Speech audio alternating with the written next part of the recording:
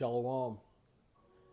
I'd like to start off by giving all glory, praise, and honor to Yahweh, Bahasham, Yahweh Shai, Bahasham, Rakah, Gadash.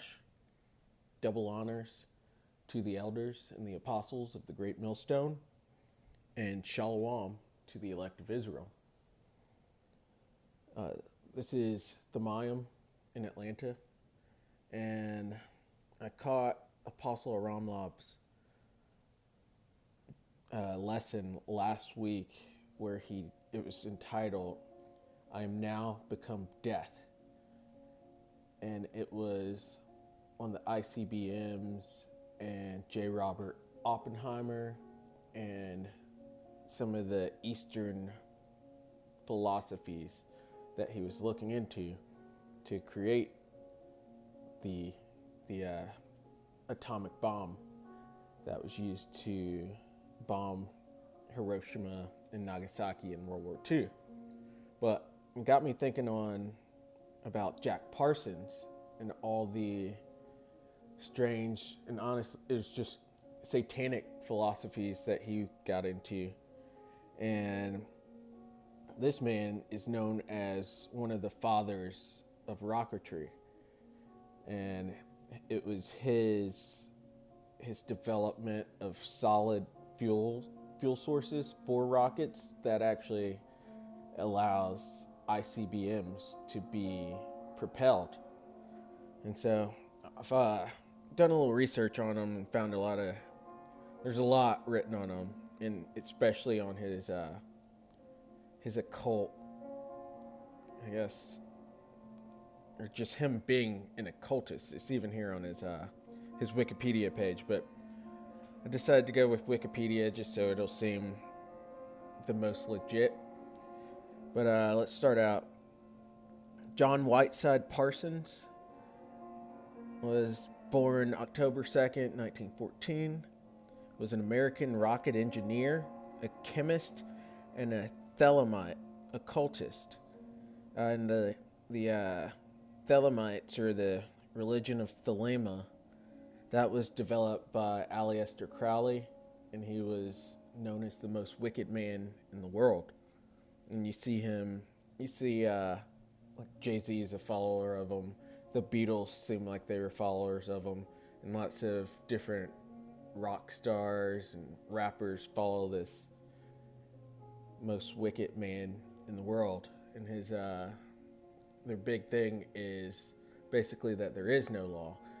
The do what thou wilt will be the whole of the law. That's what they say. But it says he's associated with the California Institute of Technology, Caltech. Parsons was one of the principal founders of both the Jet Propulsion Laboratory, which is JPL, and they even say that stands for Jack Parsons Labs, and the Aerojet Engineering Corporation. He invented the first rocket engine to use a castable composite rocket propellant and pioneered the advancement of both liquid fuel and solid fuel rockets. And that's a picture of the devil there, Jack Parsons. And we'll get into some more stuff on him.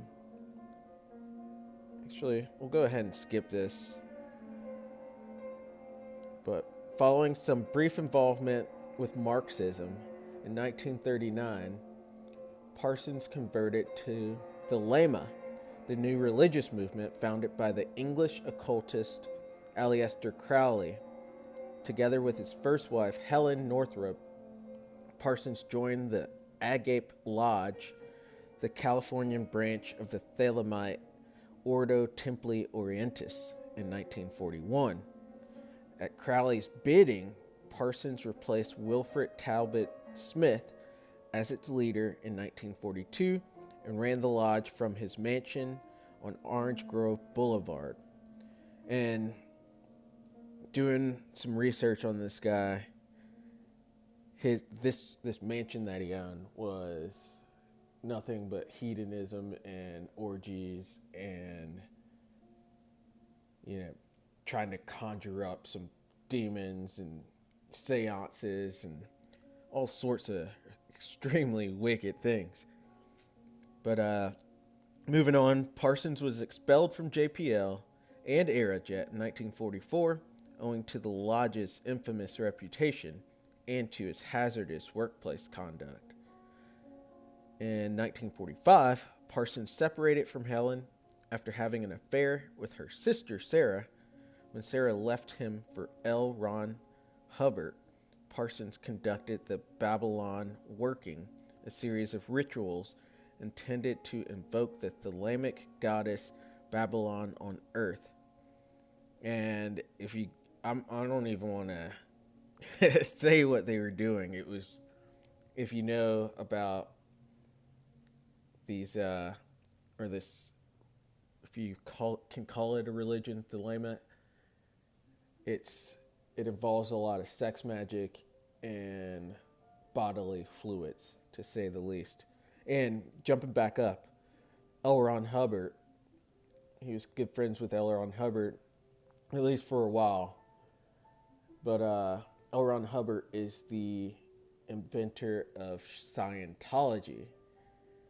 And as we know, lots of people out west and really all around the world actually believe in Scientology, another wicked creation of Esau.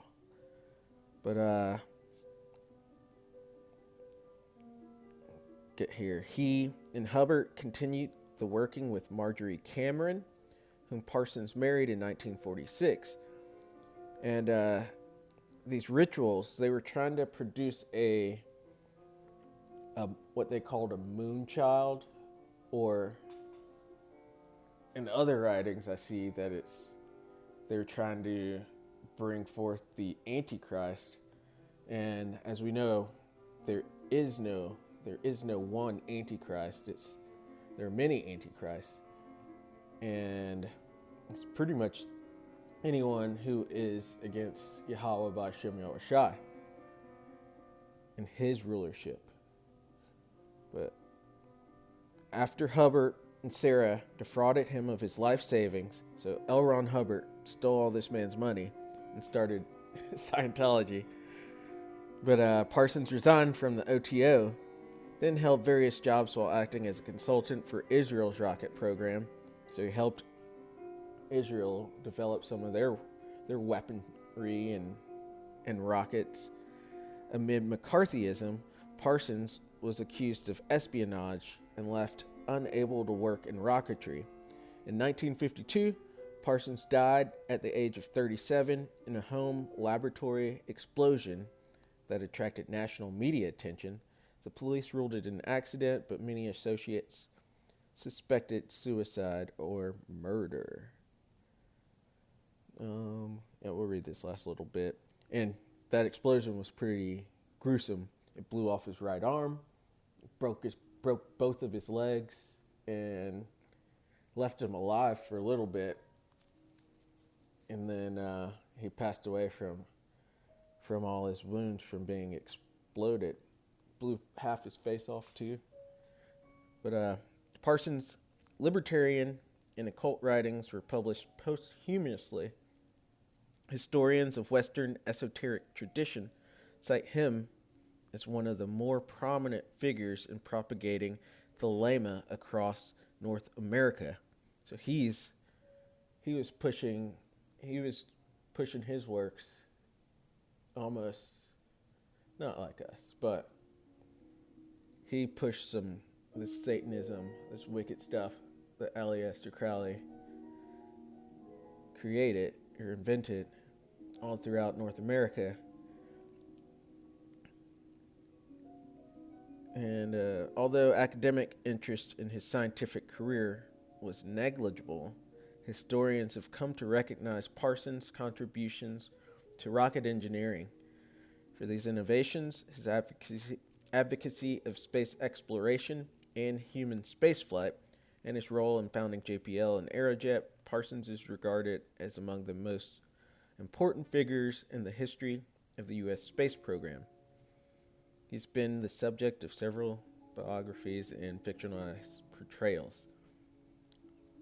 But yeah, this man's work and science helped bring forth the ICBMs, or at least the propellant portions of it.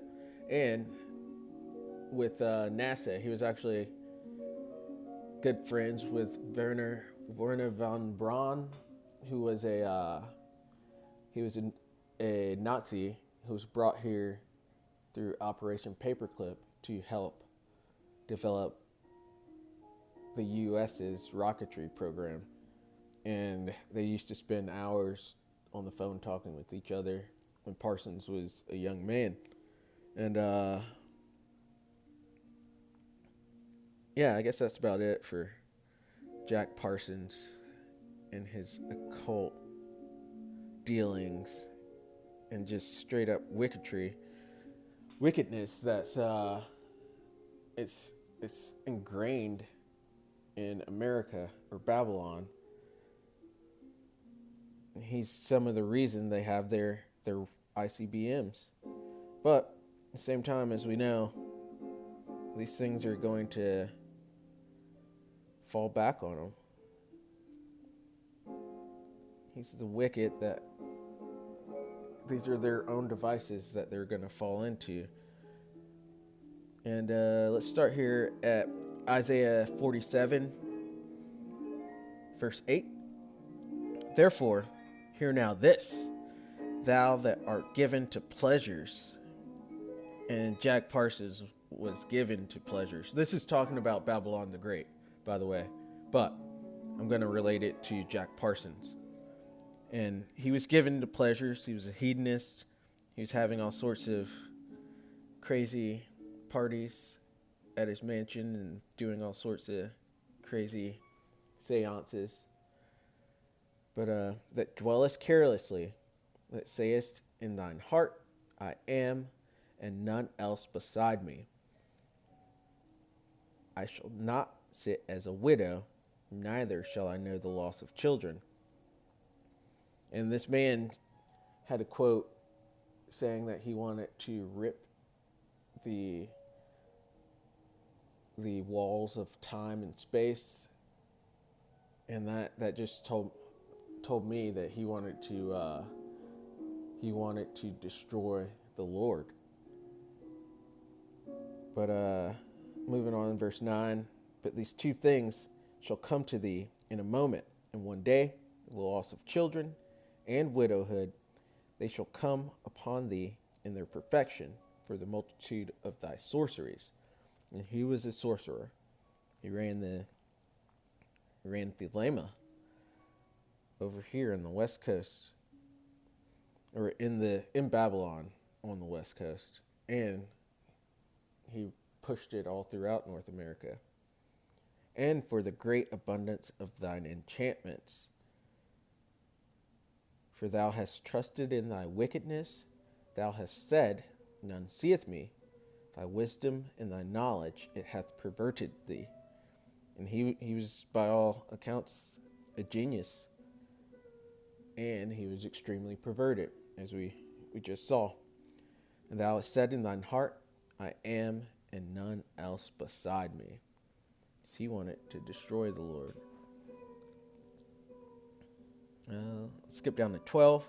Stand now with thine enchantments, and with the multitude of thy sorceries, wherein thou hast labored from thy youth. Because he actually, this guy started trying to conjure the devil at the age of 13. If so be, thou shalt be able to profit. If so be, thou mayest prevail. Thou art wearied in the multitude of thy counsels. Let now the astrologers, the stargazers, the monthly prognosticators stand up and save thee from these things that shall come upon thee.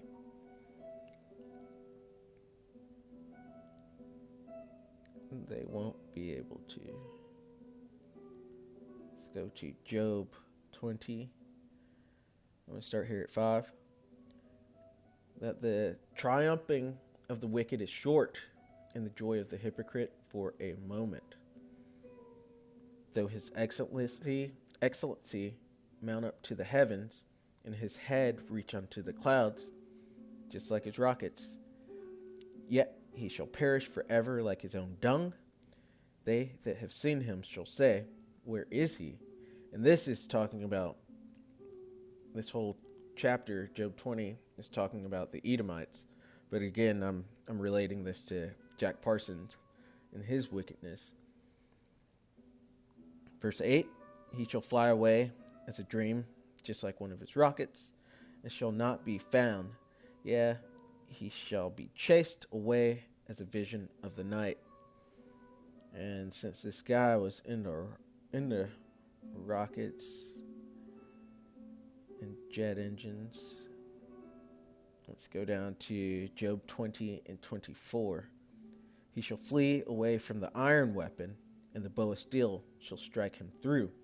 And this is one of the devices that Jack Parsons helped to create, which are the ICBMs that will strike Babylon the Great, which is also known as America. Verse 25, it is drawn and cometh out of the body, and those are those missile silos. Yeah, the glittering sword cometh out of his gall. Those are the missiles. Terrors are upon him. All darkness shall be hid in his secret places. A fire not blown shall consume him. It shall go ill with him that is left in his tabernacle. Because it won't be a great place to be once those missiles go off. And Lord willing, we of the elect will be saved from that destruction.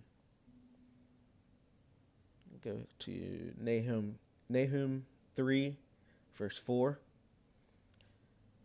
Because of the multitude of the whoredoms of the well-favored harlot. And again, this is talking about Babylon, but relating it to Jack Parsons in all his witchcraft and enchantments.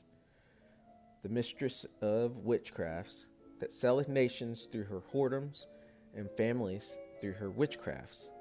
Behold, I am against thee, saith the Lord of hosts, and I will discover thy skirts upon thy face, as in showing secrets. And I will show the nations thy nakedness, as in their sins, and the kingdoms thy shame, because Esau has a very shameful history. And Jack Parsons does as well, being a leader within the religion of Thelema, a Satanist, straight up Satanist.